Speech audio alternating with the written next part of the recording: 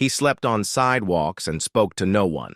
Just another black man society chose not to see. But one night, everything changed. A billionaire, yes, that kind, was found crying in the street. No security, no cameras, just pain. And the homeless man, ignored by the world, was the only one who stepped forward. Why would a man with nothing help the one who had it all? And what happened next? No one could have predicted. This isn't just a story about two strangers. It's about power, perception, and a moment that exposed everything wrong with how we see each other. Every morning, Elijah would rise with the sun, if he slept at all, and gather what little he had from beneath the freeway overpass. Same ragged coat, same quiet eyes. Downtown buzzed around him, people in suits, earbuds in, coffee cups clutched like shields. No one looked down, no one saw him. He wasn't always homeless. A few years back, Elijah was a mechanic, owned a little garage out in South Atlanta. Then came the layoffs, then came the bills, then the eviction. Racism didn't knock all at once. It crept in slowly, disguised as policy, procedure, just business. And when it hit, no one offered a hand. Still, Elijah never begged. He fixed bikes for neighborhood kids, picked up trash no one paid him to. Quiet pride, quiet survival. But that night was different. He had just finished sweeping a corner by the closed-up shops when he heard something strange, crying. Not the muffled sobs he was used to, but raw, broken sounds from someone who didn't know how to be helpless. Across the street, slumped by a bench that hadn't seen paint in years, was a man in a $1,000 coat, knees tucked, hands shaking. He looked destroyed. Elijah paused. He'd seen plenty of people in pain before, but something about this man made him stop.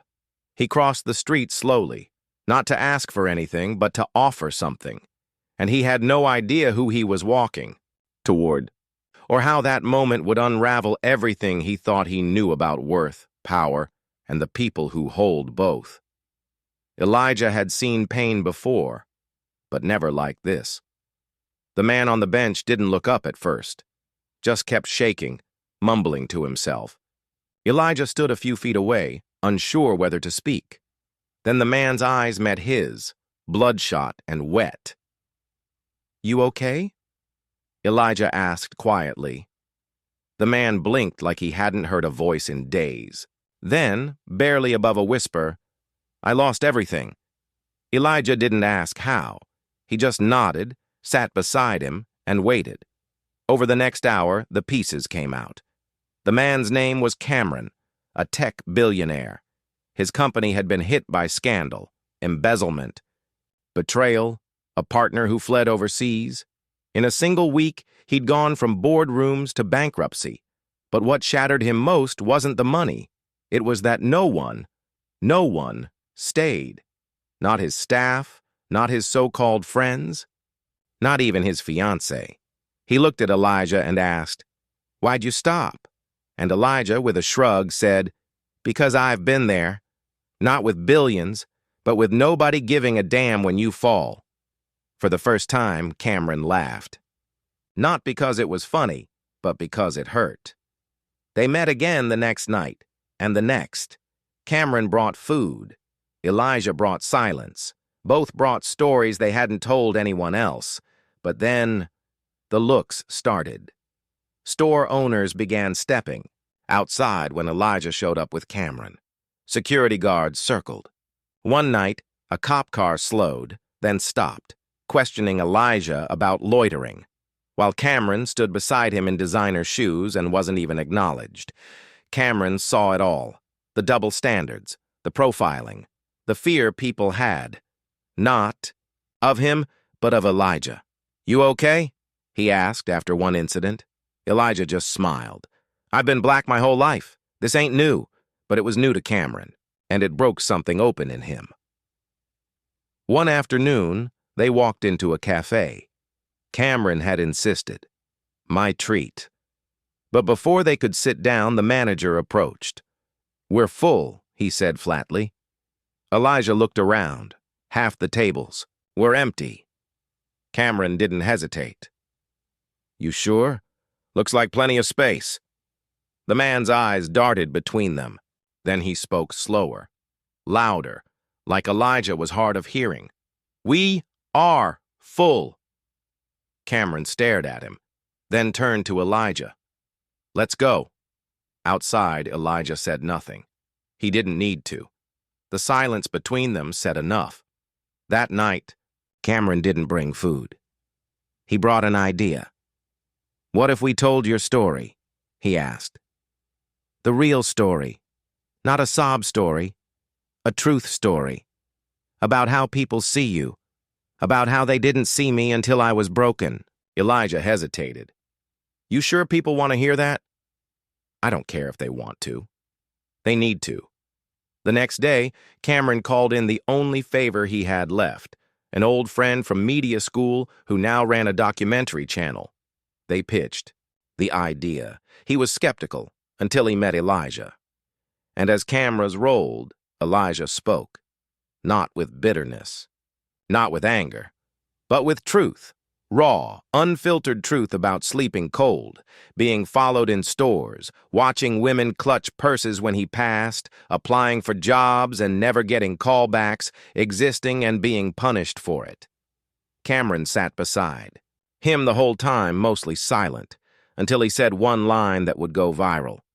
"He had nothing, and still saw me. But I had everything, and never once looked at him." The documentary dropped on a Tuesday. By Thursday, it had millions of views. People were stunned. By Elijah's voice, by the calm with which he described decades of being overlooked, underestimated, and quietly punished for simply existing. But most shocking of all was Cameron. A billionaire laid bare, not defending himself, but listening, owning his blindness, using his platform not to speak over but to amplify. But not everyone was moved. The backlash came fast. News anchors called it poverty porn. Social media lit up with comments. If he was really trying, he wouldn't be homeless. "This is just guilt bait. Another race card story." Elijah read every word, didn't flinch. He'd heard it all before, just never this loud. But one morning, as he walked alone to a coffee shop Cameron had introduced him to, something shifted. He was dressed better now. Clean clothes, new shoes, still quiet, still grounded. But to some, he looked out of place.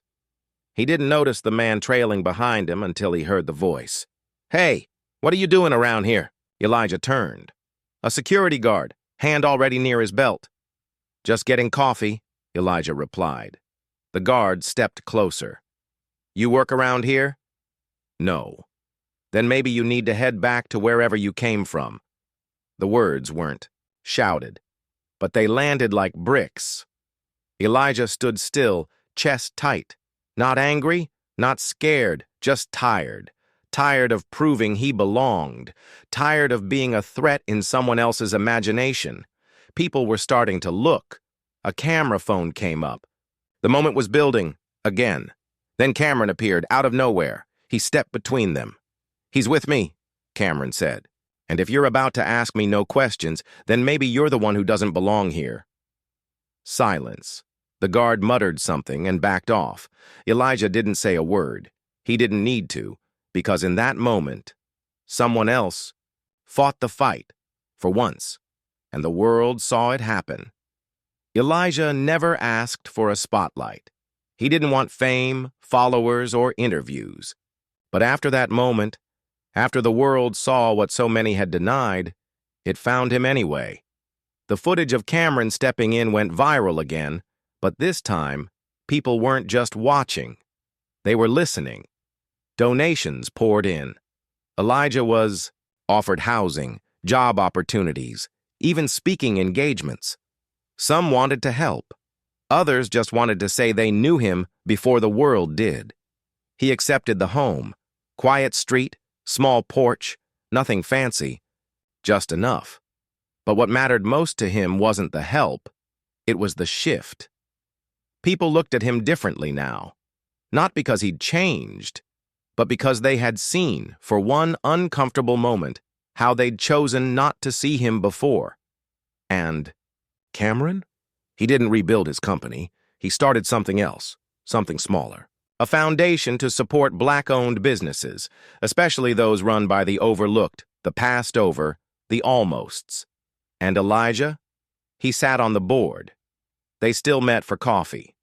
But this time, no one asked Elijah what he was doing there. Not because racism disappeared. Not because justice had arrived, but because one story, honestly told, can do what numbers and headlines can't. It can wake people up. This wasn't a story about a homeless man helping a billionaire. It was about what happens when someone with nothing shows more humanity than those who have it all. About how deeply racism is wired into who we trust, who we fear, and who we believe deserves a second chance. Elijah didn't fix the world, but he cracked it open, just enough for the light to get in. So the question isn't, will the world change? It's, when you see injustice, will you?